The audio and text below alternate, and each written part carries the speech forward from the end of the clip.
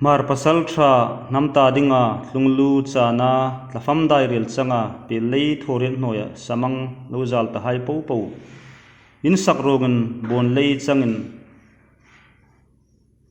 ril tui ang lo tham ral ta sen khom thangle thar hai don lungru ka hin hun le ni ang tharin in hil zai reng rel lovin in sul nong hi kan thi sem kang rot ma khat chu lahung sui ngei kan te zaleng dang han tui pui ral ram fangan be thu thutin rila jekin damlai nun phamin ringkhu manghai sin khom kei kalungdum tu maram tak changin India sarkar pale Mizoram sarkarin du Thusamin landong no sin khom lungdum ten don lungru ka zai hla in oin doliral le chengrang kar khom muzong pei ka che marla nuwal rol thim narun sang kain tlang le mol tina tron rel langkhom o maram nang eng zo tu reng anum na sarpel run i eng zo chung ngei sal thawal rol ramle namsan dinga tlunglu chana ringna inhlan tu hai po po in sak ming o amoi chung ngei keini thangle thar hai don lungru ka hin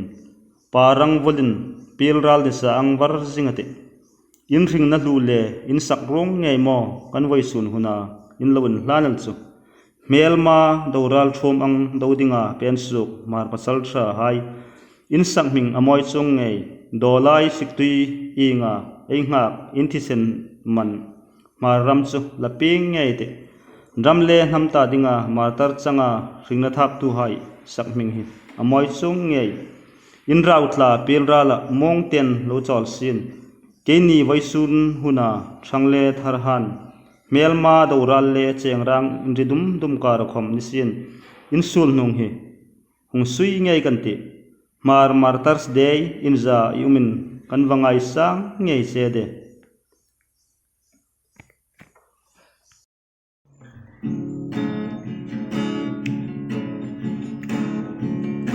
nam pasal tha sar pui do zo lovin simtle pui ing rangin sal thavalan famta Europui lo martle pui khom ton mang chang bi no ni kan ngai em se mar pasal tha lal big lin ongur big lin sai kap lin lin thang lal hub lin fam lal nun thlung lal ming thang sap thang lin zelal ngur lin lai pui cheng ra ngin ri dum dum karasal tha dairi lin changta mo kan ngai em seu mi rang sal tha pam hai tlom ngai hing nun soya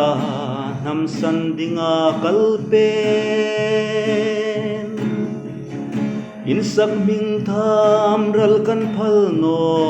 zai lain kan oi che kan ngai em seu mar pasal tha lal par lom o chung nei khu dai ming thang zebi kal thlum zwar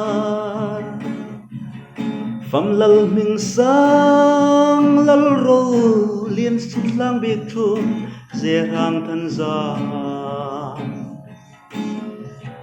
lai pui cheng ra ngin ri dum dum kar sal tha dairi lin changta mo o pui nge rangin lo pam su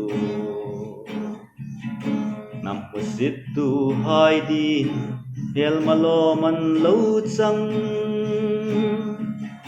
sin khom mar tlang in thi sen man ram ro pui chang ro se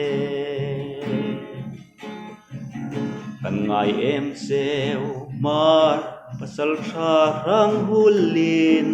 o bisang thu lal nun zir zanai sang lal san su pham lal thang sei lal ngai sung lal rut sang viar bong pui van lal sim ram len ham ta din rang val hai martarin sang ta mo ram mangai tun tron puya rel lain mar hai soi mi rang hai bung kau thing ang hertli pham se pui le khung ru kara zaralan tong sul mo kan ngai em seu mar pasal tha lal khum lin en ke vai phei lal zoi ful pro pastor lal tan lin pham lal ni lin ke sa muel dolin lal boy haugi ram len ham din thing nun sanin mi rang val hai dai martarin sang ta mo